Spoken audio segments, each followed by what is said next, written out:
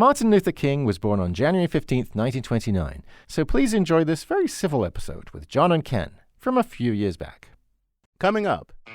Would you break a law just because you disagree with it? Would you break a law just because you think it's unjust? A lot of people are troubled by civil disobedience. They get a little upset. That's exactly the purpose of civil disobedience, to upset people. Is civil disobedience the most effective way to protest unjust laws? We're in good company when we break unjust laws and willingly accept the penalty. What's the difference between a truly unjust law and a merely bad law? Are you sure it's a federal law that I have to dance with you? No, I'd change that law if I could, Mark, but I can't.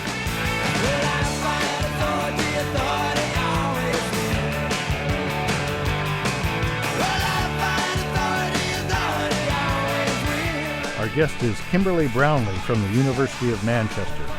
Civil disobedience. Coming up on Philosophy Talk. So Josh, I've been thinking about our archives. We always said philosophy belongs to everyone, but then we kept the library behind a password. Isn't that a little contradictory? Well, at the very least, it's a classic tension. We did need the support to keep the lights on, but at the same time, you're absolutely right, it is a contradiction, and we've decided to resolve it. The paywall is officially gone. Wait, the whole thing? All 600 plus episodes? Even the one where we argued about whether chairs exist? Every single one. It's all free to stream on the website and available on every major podcast app. No more passwords. Doesn't that make the examined life a little too easy to access? Where's the struggle, Josh? Where's the intellectual toil? I think the toil should be in the thinking, not the credit card processing. We want people to be able to share these episodes with anyone, anywhere, anytime. Well, I can't argue with that. I suppose if the ideas are free, the only thing to do is actually listen to them. Exactly. So head on over to philosophytalk.org or come find us on Spotify and Apple Podcasts. And now, on with the show. Martin Luther King was born on January 15th, 1929, so please enjoy this very civil episode with John and Ken from a few years back.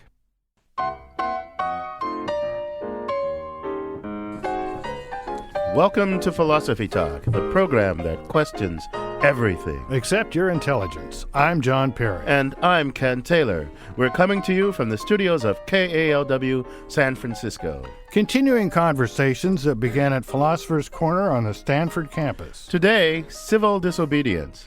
Ken, civil disobedience is a great tradition. Particularly in America, we have Henry Thoreau, who refused to pay a poll tax because the money supported the Mexican War and the fugitive slave law.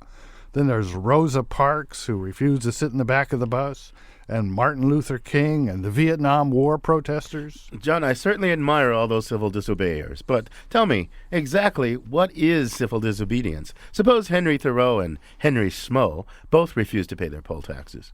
Thoreau does it for the noble reasons you just mentioned, but Schmo does it because he'd rather spend the money at the pub, frankly.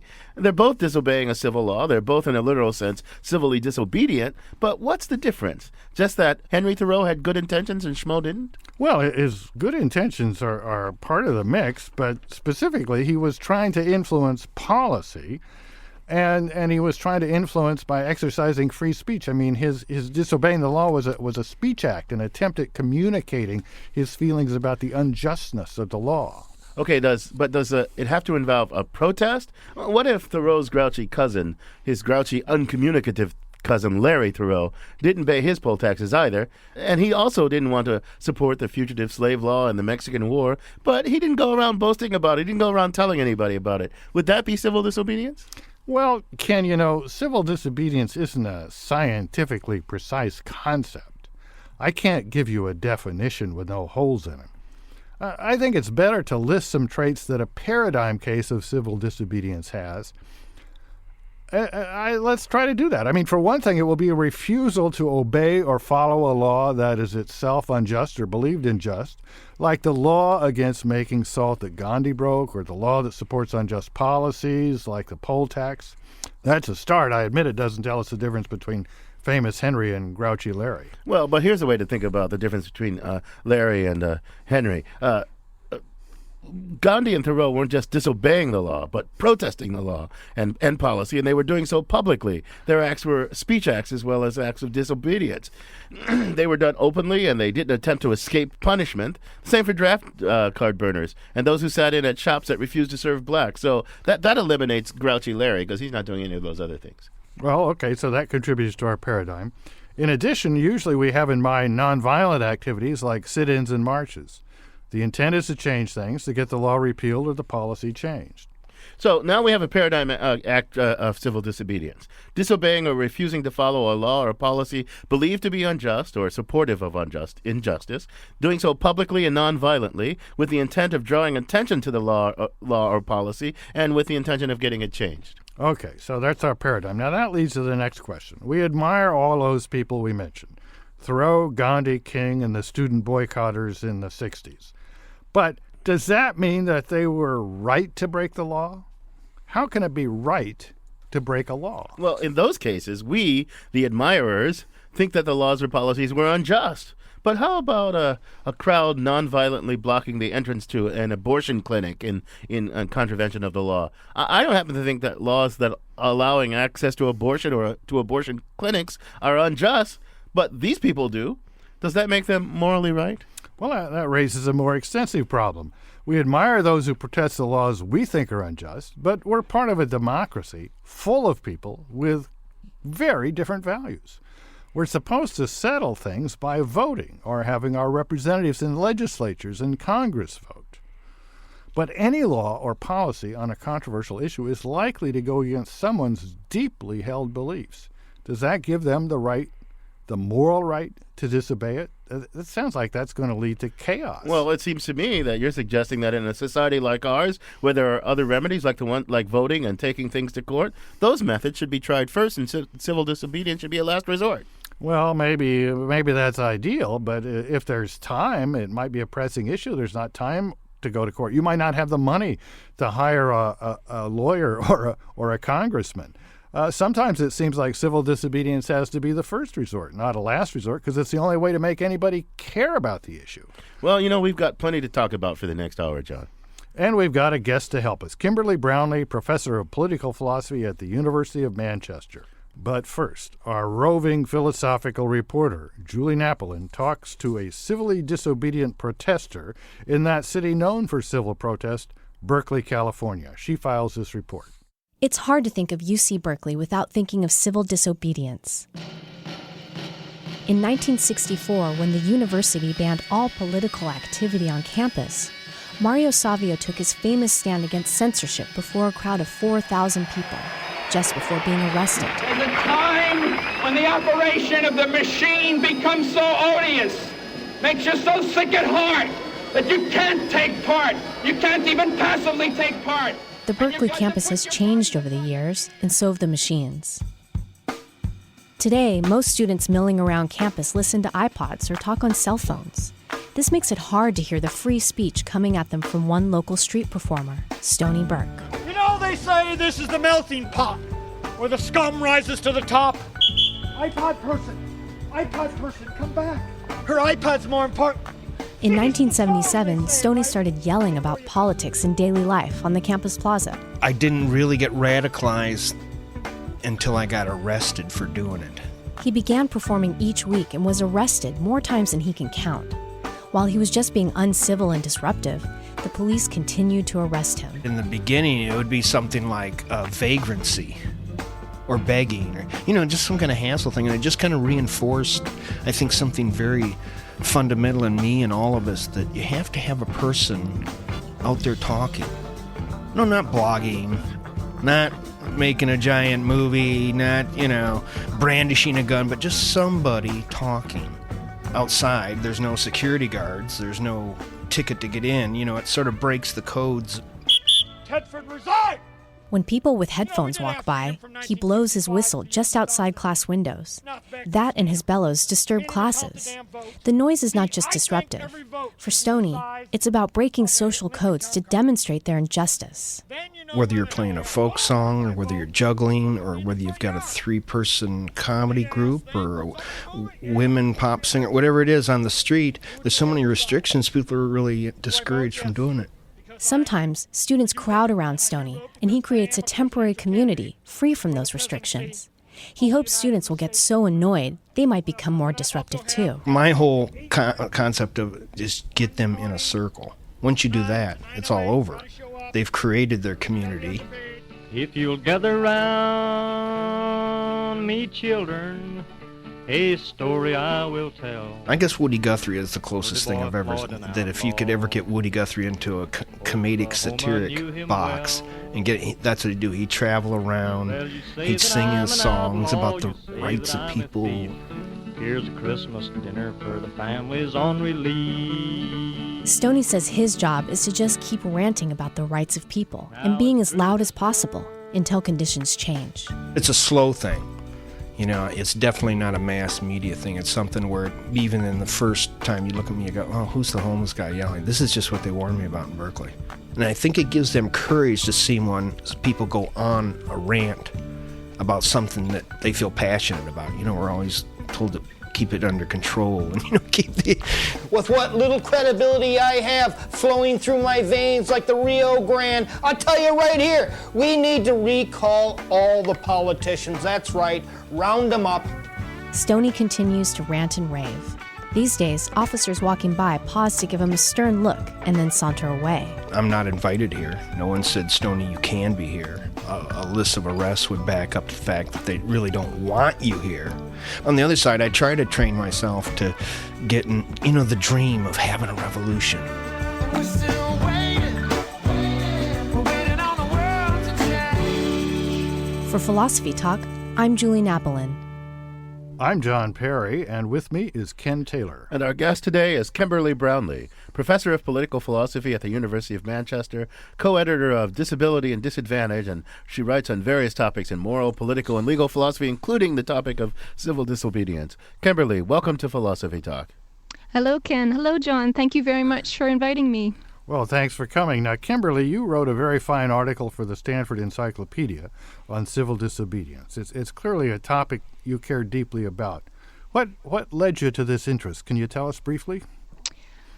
I think one reason I became interested in the topic was, it started in an admiration when I was studying in my undergraduate work on philosophy. I was very enamored with characters who were willing to sort of expose themselves to the judgment of their community, to accept censure.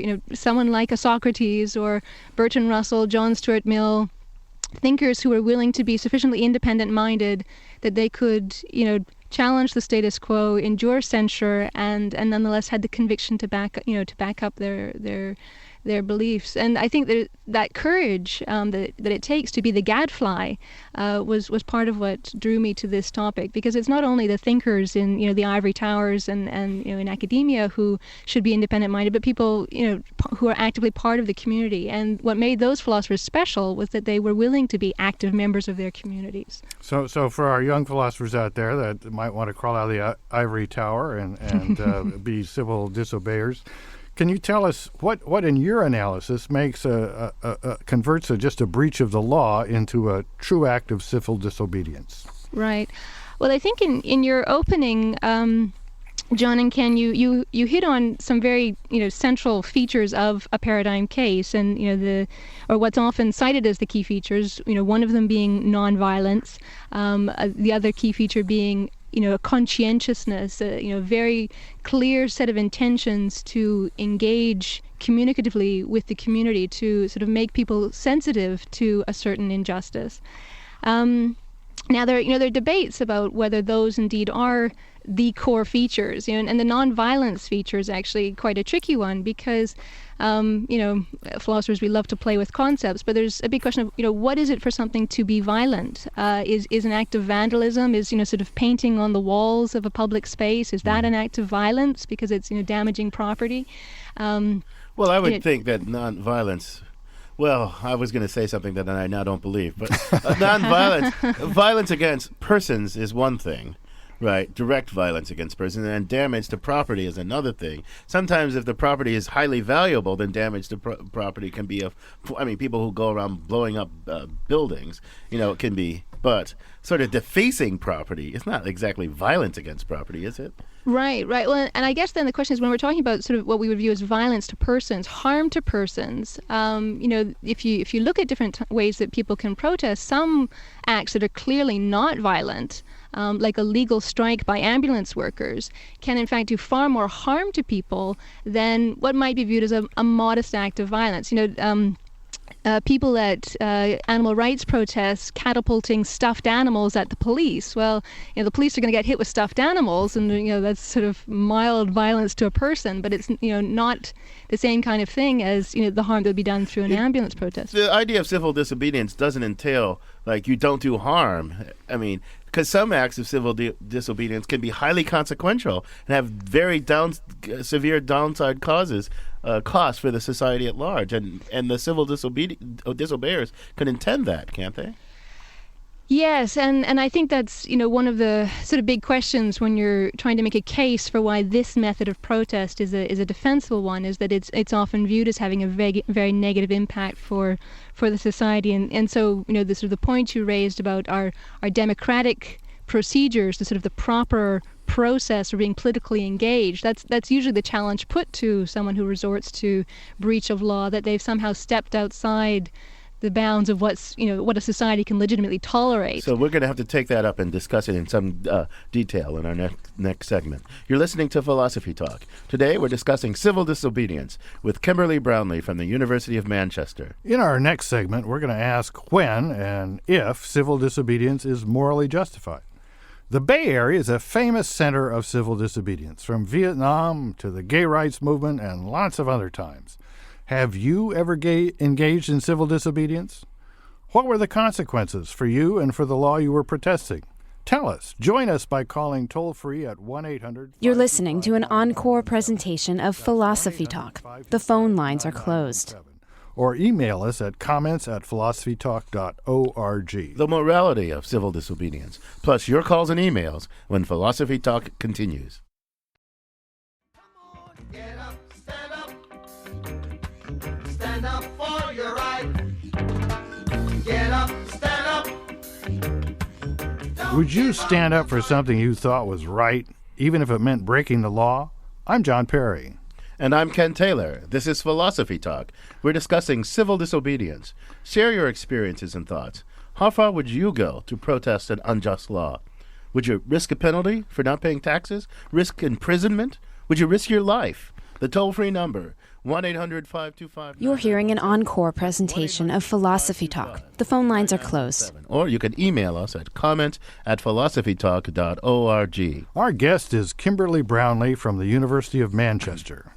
Kimberly, so look, we admire people like Thoreau and Gandhi and many others who have engaged in acts of civil disobedience. You said that's how you got started thinking about this stuff, out of your admiration for such people. But I want to ask you a question about moral rights. Do we really have the moral right, especially those of us who live in a democratic system, to disobey a law just because we think it's wrong or unjust?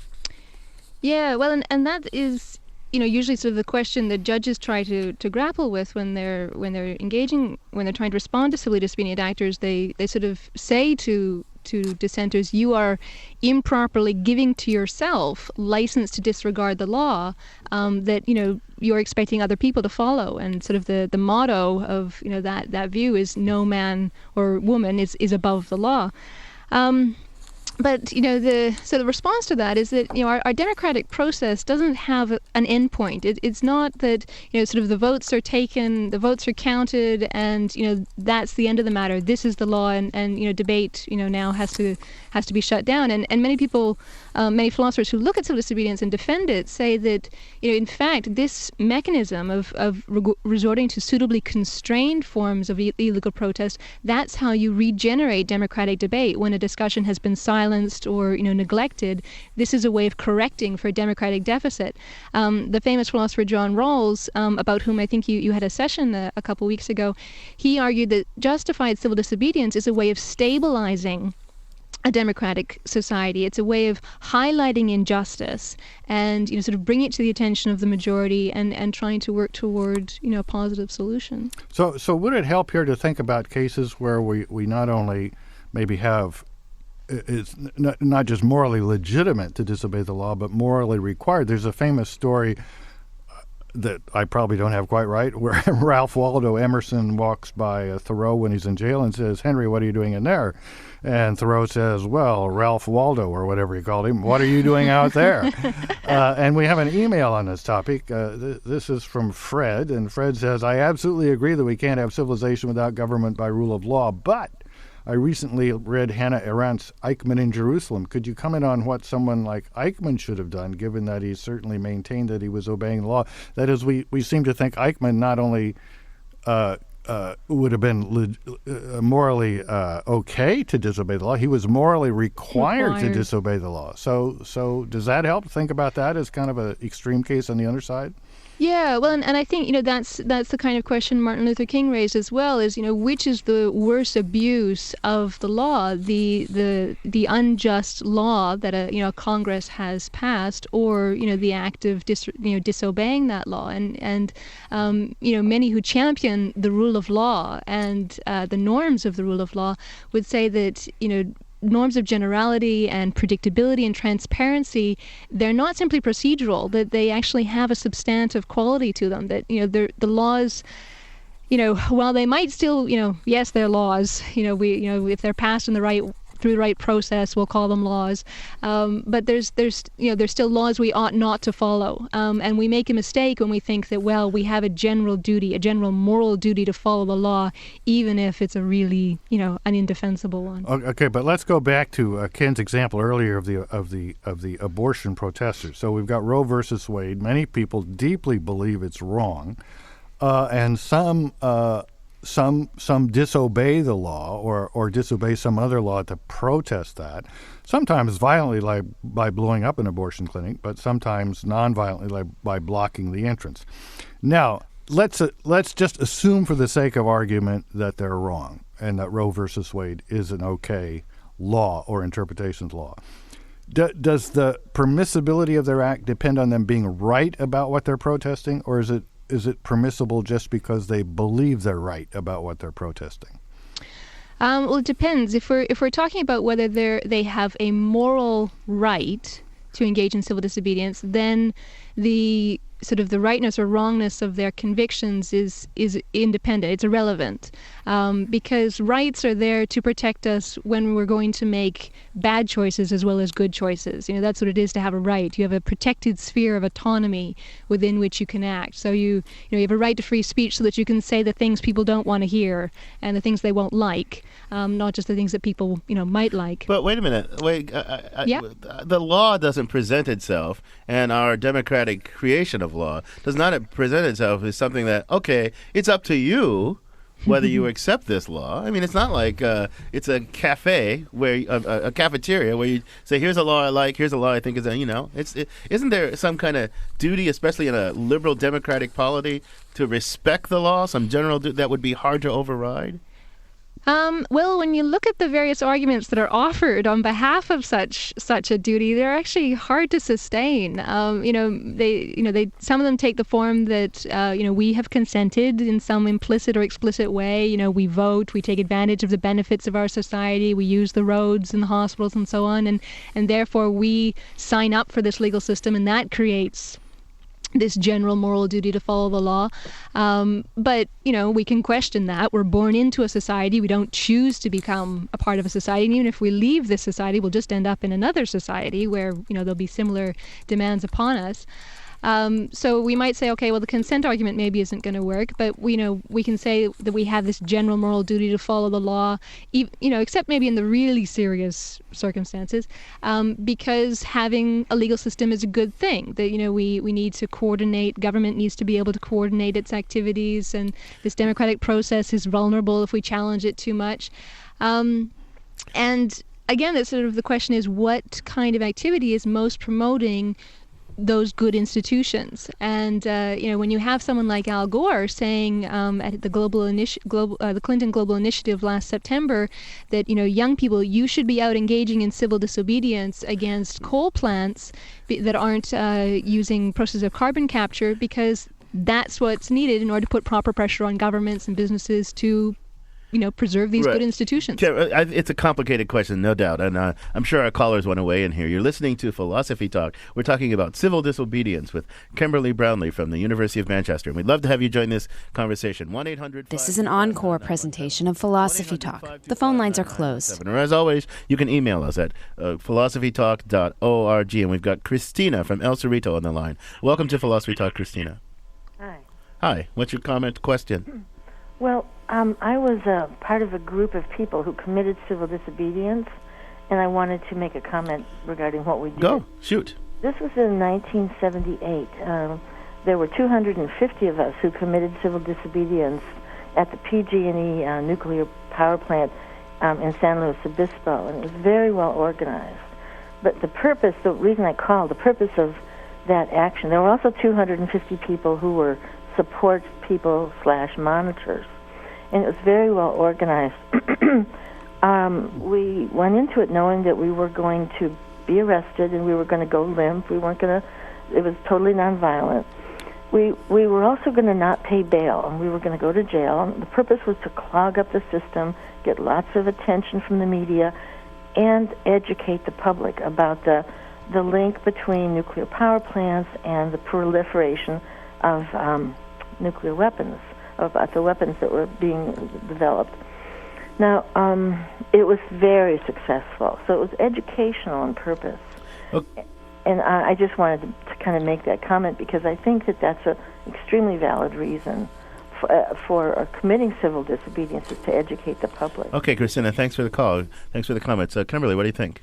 I think Christina's entirely right that is one of the core valuable parts of civil disobedience, and why some of the sort of the strategic methods used are important, because they can either enhance or detract from that educational value. So being conscientiously nonviolent in a very specific way can have a lot of strategic value, in that it doesn't change the debate. It helps to keep the focus on the issue that you're most concerned about, in this case the use of nuclear power and nuclear weapons. That I think that Christina's right, that the educational part of civil disobedience, the waking people up, making people uncomfortable, that is a core part of its contribution to our communities. Tony, also in El Cerrito's on the line. Welcome to Philosophy Talk, Tony.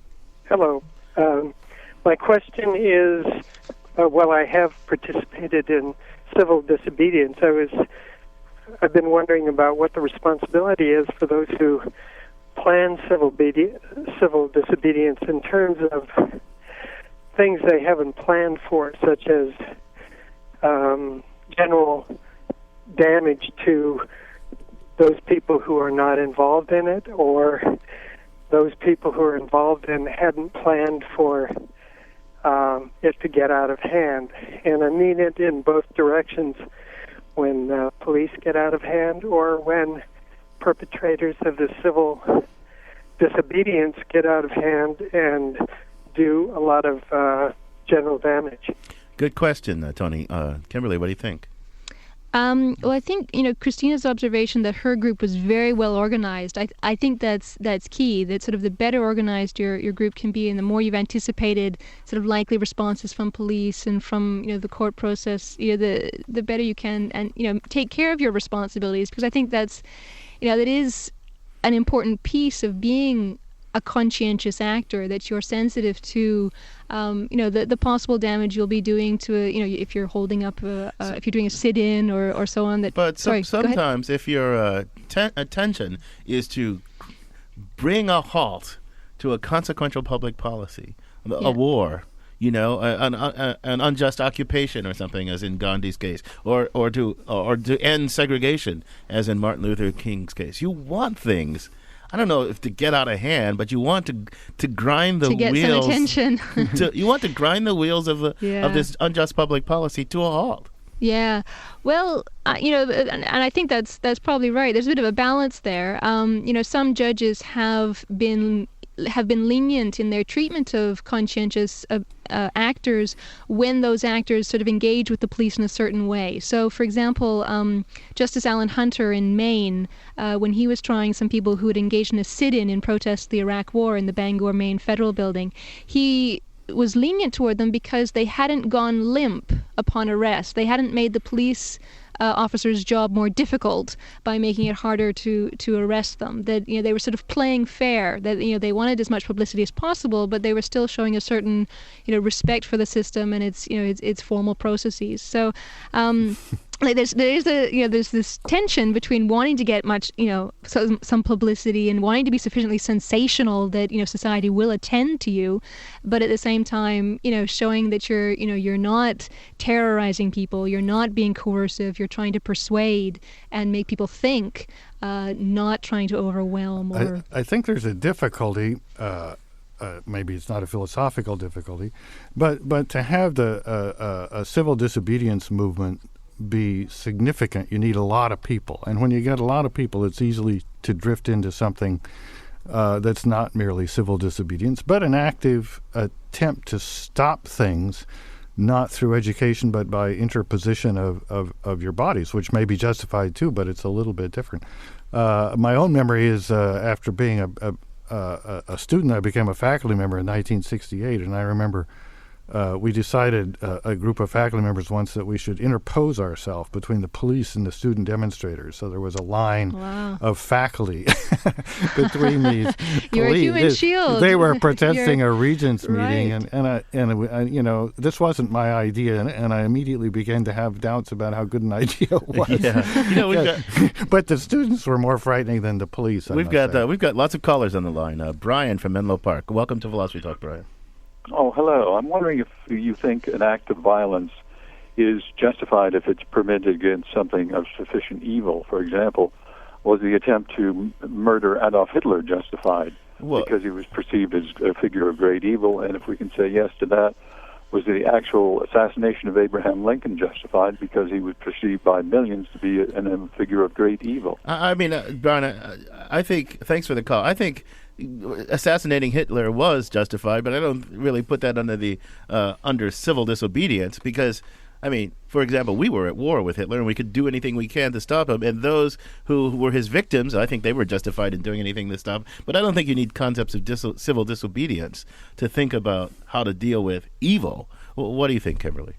No, I would agree, and we want to be careful not to become too sort of consequential in our thinking about, well, if it brings about a good end, then whatever means we need to use our defensible means. I think people who are civilly disobedient in the paradigmatic way of being nonviolent or public, engaging with the law in a certain way, that they're very conscious of the process. Martin Luther King said that the ends must be just ends, but the means we use must be equally just. It's not he was very critical of Malcolm X for being willing to use extreme types of measures in order to achieve emancipation. I think there's a big important thing. You have to distinguish between what justifies acts of civil disobedience in a basically just liberal society where there are many other means available versus when you're in a repressive, oppressive, totalitarian state. Those are really morally different situations, I would think. But you're listening to Philosophy Talk. We're discussing civil disobedience with Kimberly Brownlee from the University of Manchester. How should the government react to acts of civil disobedience? Should protests be treated just like other breaches of the law? We'll look into that in our next segment. Punishing acts of civil disobedience, plus more of your calls and emails when Philosophy Talk continues.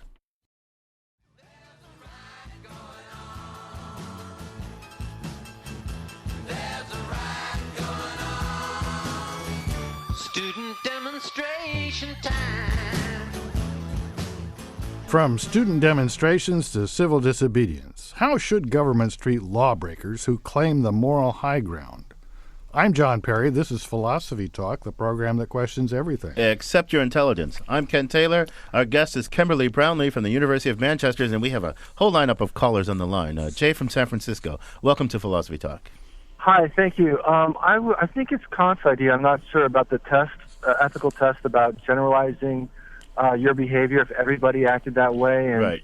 The categorical imperative. Yeah, and how that would pan out if the process would become just too unwieldy if everybody acted on a civil disobedience, manner. Right. So, what are you wondering? The question is, how does it pass that test? Yeah, does it pass the test? Because would it just be too chaotic if everybody acted in that way? Good question, Jay. Kimberly, what do you think? Yeah, I think that is sort of the worry, and many theorists would say that, well, for that reason, if you're going to engage in civil disobedience, you should pay some penalty. That, even if your cause is a good one, and even if the judges actually agree with you about the value of your protest, that you should pay a penalty that's a sufficiently high one that it's going to deter people who aren't very serious about engaging in this kind of protest. And my worry with that kind of argument is it's suggesting that we can.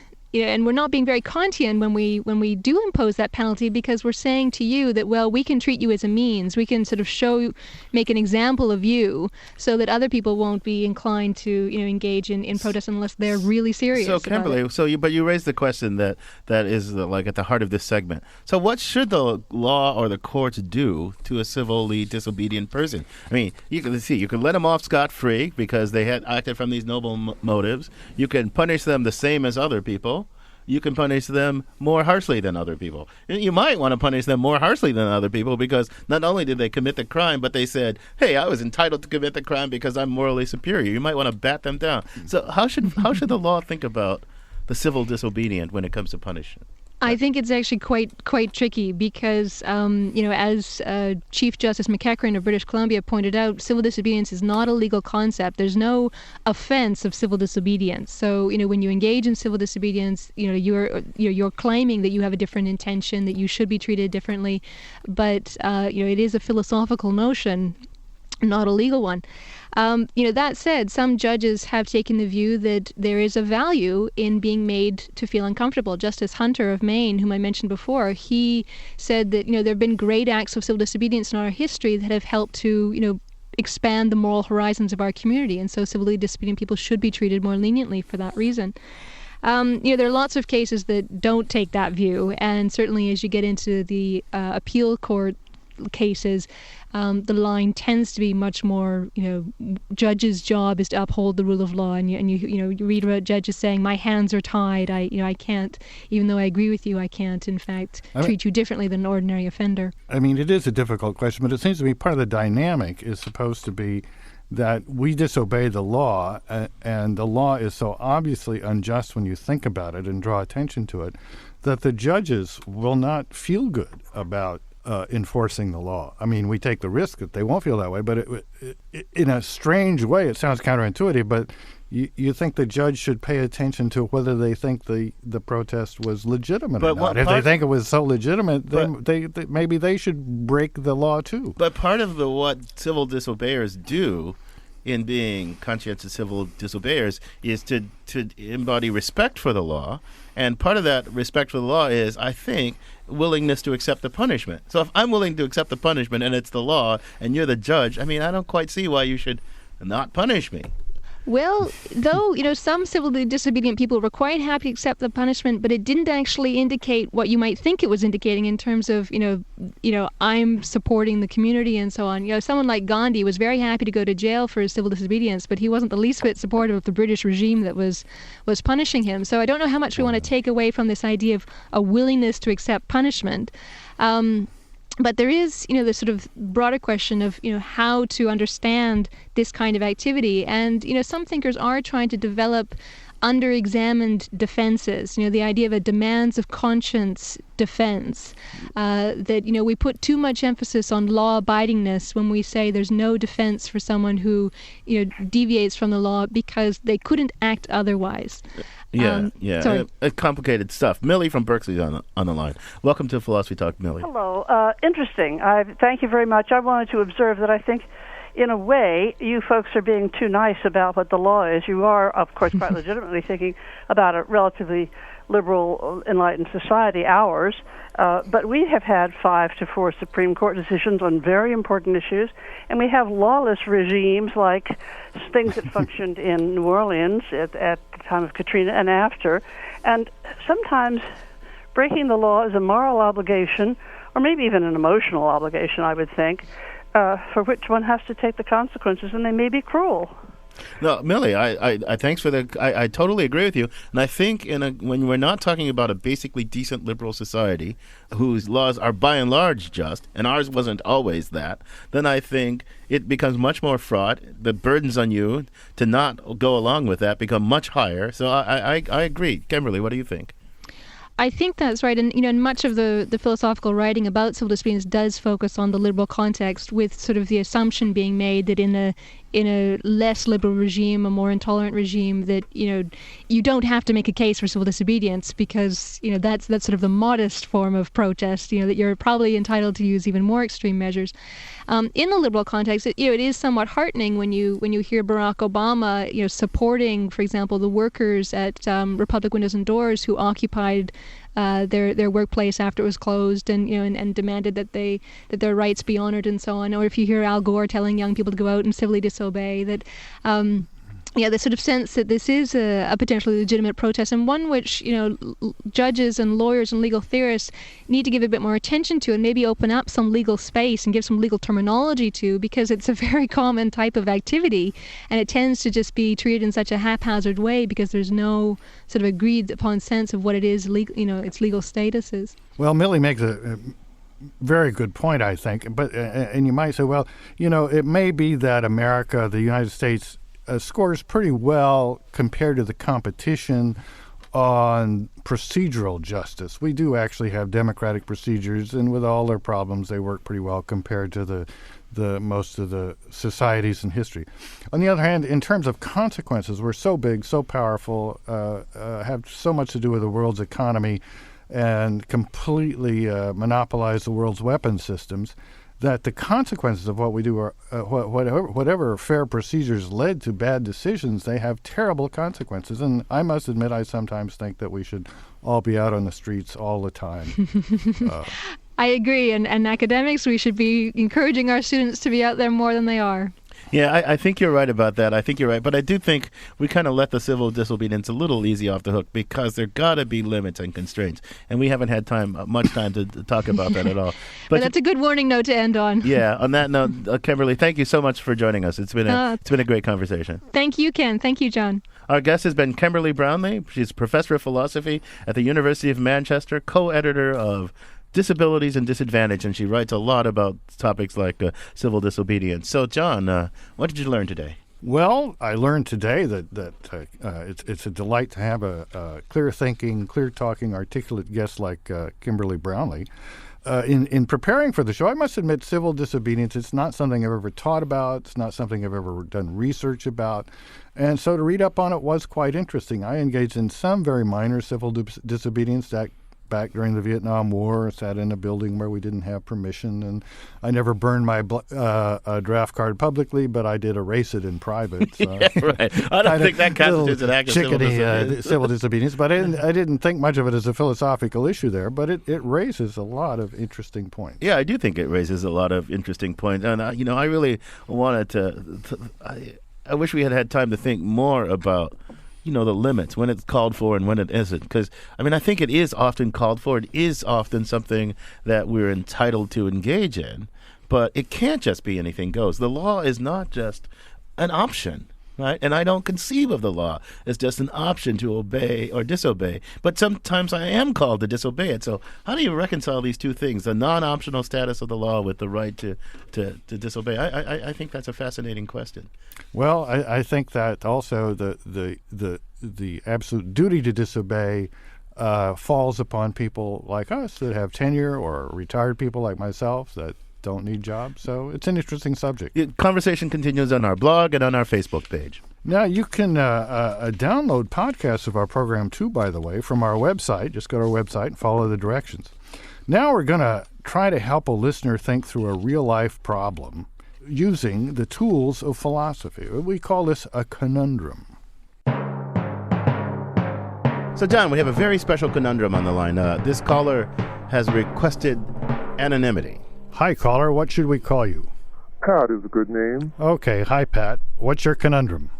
My conundrum is that I am an assistant to a CEO of a small company, and our relationship has been very good over the years that I've worked with this person. But last year, this employer decided to, what he called, reformat the company, or reformat, I should say, a department, and fired the manager, and then we embarked on a high-powered national search for someone new, and it was really, in retrospect, a complicated, intricate construct put into motion many months earlier to result in this CEO hiring his girlfriend to fill the position.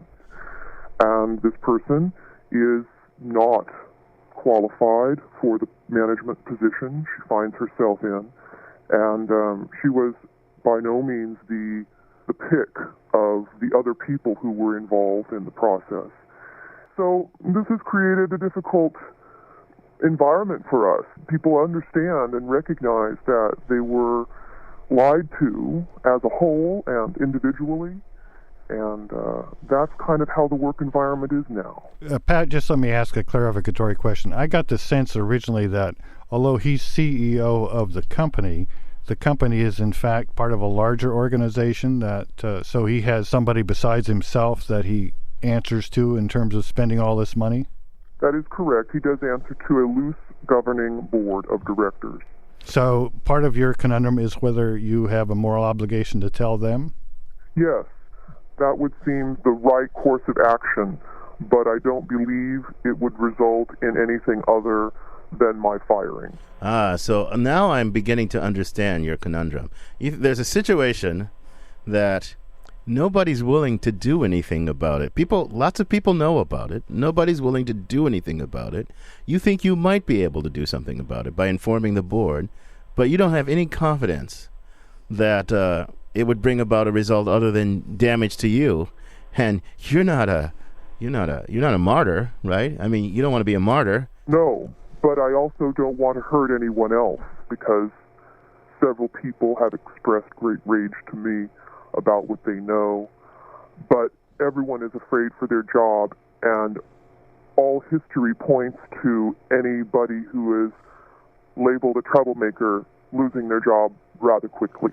Pat, let me ask you a different kind of question.